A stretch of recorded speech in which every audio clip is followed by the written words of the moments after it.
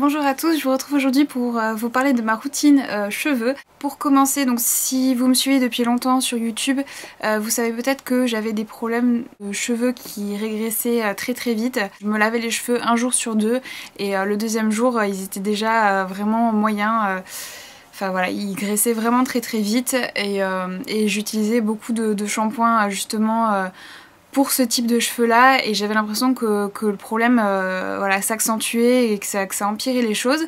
J'ai fini par me dire que mon cuir chevelu était peut-être agressé justement par les shampoings que j'utilisais et je me suis tournée vers un shampoing extra doux, donc c'était celui de chez Chlorane au lait d'avoine. Donc j'ai utilisé ce shampoing là pendant longtemps et ça a vraiment amélioré ce problème là. J'aimais beaucoup le shampoing de chez Chlorane, j'ai fini par en changer parce que je le trouvais trop liquide et quand je le versais dans la main il y en avait la moitié qui finissait par terre dans la douche avant que j'ai pu le mettre sur ma tête, donc j'en gaspillais énormément.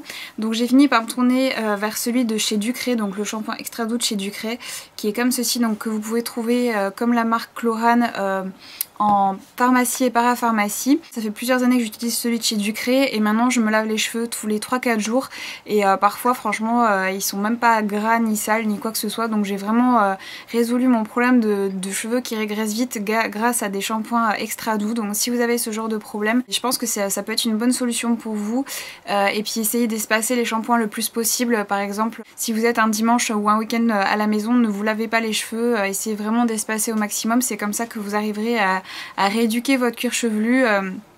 Donc en tout cas ça a fonctionné pour moi. Au niveau du shampoing je ne change plus, j'utilise plus que celui de chez Ducré. Je me lave les cheveux toujours le matin parce que si je le fais le soir en général, s'il reste un peu d'humidité dans mes cheveux, le matin je me réveille avec une coupe de sorcière et j'arrive plus à me coiffer après, donc c'est pour ça que je préfère me laver les cheveux le matin, comme ça ils ont vraiment toute la journée pour sécher complètement on va dire.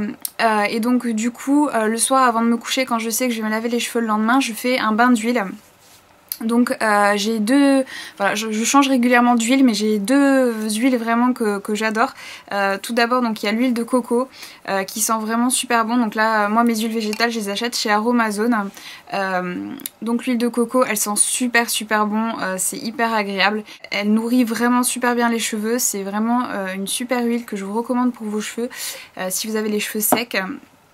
Et ensuite la deuxième que j'aime beaucoup c'est l'huile d'argan. C'est une huile qu'on peut utiliser également sur la peau mais qui ne me convient pas du tout pour ma peau, mais mes cheveux l'adorent, donc en général voilà j'alterne entre ces deux huiles. Donc j'en applique une bonne quantité sur mes longueurs et mes pointes.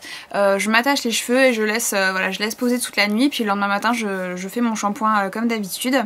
Donc je fais ça quasiment à chaque fois sauf quand j'oublie, mais en général systématiquement je fais un bain d'huile la veille.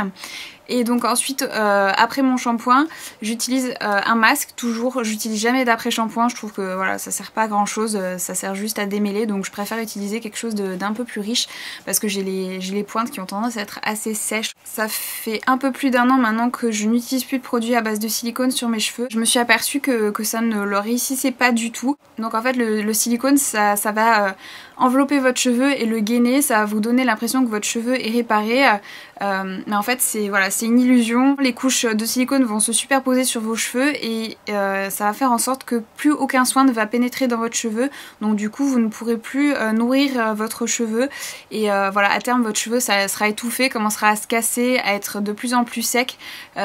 Donc voilà, donc moi voilà j'ai fait le choix de supprimer les produits à base de silicone pour mes cheveux. Au début voilà le résultat a été assez catastrophique parce que justement il n'y avait plus ce silicone donc pour gainer ma fibre capillaire, et j'ai vu le réel état de mes cheveux. Mes cheveux en fait étaient dans un état lamentable sous cette couche de silicone. Donc finalement j'ai carrément coupé, voilà, je sais pas si vous vous souvenez, mais voilà l'été dernier je me suis coupé les cheveux vraiment tout court, voilà, pour enlever toute la partie qui était malade. Et maintenant j'utilise vraiment plus du tout de produits à base de silicone, j'ai complètement banni le silicone de ma routine soins cheveux. Donc mon masque préféré c'est le masque ultra doux au lait de vanille et à la pulpe de papaye, donc je vous ai déjà parlé dans mes vidéos favoris, donc c'est bien évidemment un masque sans silicone. C'est écrit en gros dessus, comme vous pouvez le constater. La plupart du temps j'utilise celui-ci, et quand je vois que mes cheveux sont un petit peu plus secs et ont besoin d'être un peu plus nourris, j'utilise un autre masque ultra doux qui est celui à l'aloe vera et à l'huile de karité pure qui est comme ceci. Donc c'est pareil, c'est un masque sans parabènes, sans silicone. Donc celui-ci c'est ils appellent ça masque réparateur sur gras. Celui-ci est très très bien pour les cheveux très secs ou crépus. Il est vraiment hyper nourrissant. J'adore vraiment ce masque et il a une odeur comme celui à la vanille, à la papaye, il a une odeur à tomber. Donc voilà, j'aime vraiment beaucoup les masques ultra doux et au niveau du prix c'est extrêmement abordable. Vous pouvez les trouver dans toutes les grandes surfaces. Donc avant de me lisser ou de me boucler les cheveux, j'utilise le protecteur thermique de chez L'Oréal, donc le Elnet Satin. Moi c'est le volume 3 jours que j'ai. Il y a une autre version qui existe mais qui contient du silicone, donc du coup je me suis rabattue sur cette version là qui n'en contient pas. Je ne sais pas si ce genre de produit est vraiment efficace.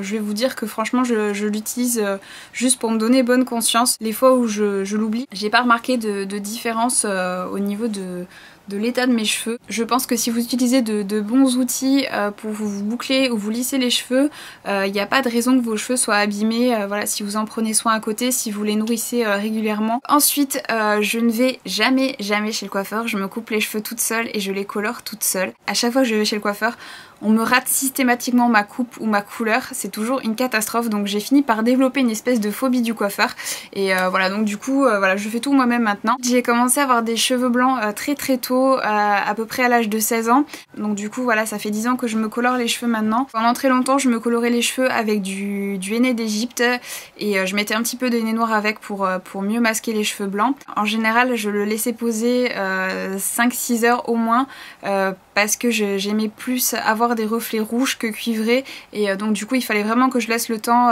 au pigment de se développer. Donc du coup c'était quand même assez contraignant et là pendant la grossesse j'avais vraiment on va dire la flemme et du coup j'ai commencé à me colorer les cheveux avec des colorations chimiques entre guillemets. J'ai utilisé donc la coloration Olia de chez Garnier, donc c'est une coloration qui est à base d'huile et franchement elle est vraiment pas mal du tout. C'est une coloration dans laquelle il y a 60% d'huile, donc ils mettent c'est des huiles naturelles de fleurs, donc je sais pas trop ce que c'est précisément, mais voilà, elle couvre vraiment très bien les cheveux blancs, les couleurs sont vraiment très belles, il y a un choix infini de couleurs. Donc moi j'ai beaucoup utilisé la couleur 5-5, donc qui était châtain clair à cajou je crois, et là dernièrement j'ai utilisé la teinte 4-6 qui est rouge cerise profond. Donc c'est celle que j'ai actuellement. Donc là j'ai fait ma dernière couleur il y a à peu près 2 semaines et je pense que c'était la dernière coloration chimique entre guillemets que je vais faire. Je vais revenir au henné parce que c'est quand même ce qui me convient le mieux. Et voilà, j'essaie d'utiliser des produits les plus naturels possibles pour mes cheveux. Donc d'ailleurs je vais très certainement essayer le henné Tazarine qui a l'air un peu plus rouge que le henné d'Égypte que j'utilisais, donc peut-être qu'avec le henné Tazarine je pourrais obtenir une couleur plus rouge avec un temps de pose un peu plus réduit on va dire. Donc si certaines d'entre vous utilisent du henné Tazarine, dites-moi dans les commentaires si en effet la couleur est plus rouge que le henné d'Égypte et si j'aurais besoin de laisser poser moins longtemps. Donc ensuite comme je vous disais je me coupe les cheveux moi-même. Je vous avais fait une vidéo à ce sujet là donc pour vous montrer comment je me coupais les cheveux il y a quelques années. Il y en a beaucoup d'entre vous qui s'étaient lancés et pour qui ça avait très bien fonctionné et d'autres qui s'étaient complètement loupés et donc j'avais été un peu tenue pour responsable de toutes les catastrophes capillaires. Donc du coup j'ai fini par supprimer cette vidéo au bout de quelques mois. Donc en fait je me coupe les cheveux avec les créa clips, donc je vous montrerai pas du coup comment ça fonctionne etc. Ça permet de se couper les cheveux soi-même très facilement sans se louper. J'utilise un ciseau de coiffeur que je n'utilise vraiment que pour me couper les cheveux pour éviter que la lame soit émoussée et donc abîme mes cheveux au moment de la coupe. Je me brosse les cheveux uniquement avec ma Tangle Teaser voilà, que j'ai depuis des années et que j'adore. C'est des espèces de picots souples en fait qui permettent de brosser vos cheveux sans les casser, donc c'est vraiment une super brosse. Je crois que vous pouvez la trouver sur le site ASOS. Donc moi j'ai la couleur violette avec des paillettes. Voilà. Donc ensuite on va parler sèche-cheveux. Donc si vous séchez les cheveux avec un sèche-cheveux, il est impératif vraiment si vous voulez garder de beaux cheveux en bonne santé d'investir dans un bon sèche-cheveux. Je vais pas m'étendre sur ce sujet là parce que je pense que je vous ferai une vidéo pour vous expliquer comment choisir votre sèche-cheveux. Je vais vous montrer celui que j'ai. Donc moi j'ai un Color Infini Pro qui est comme ceci.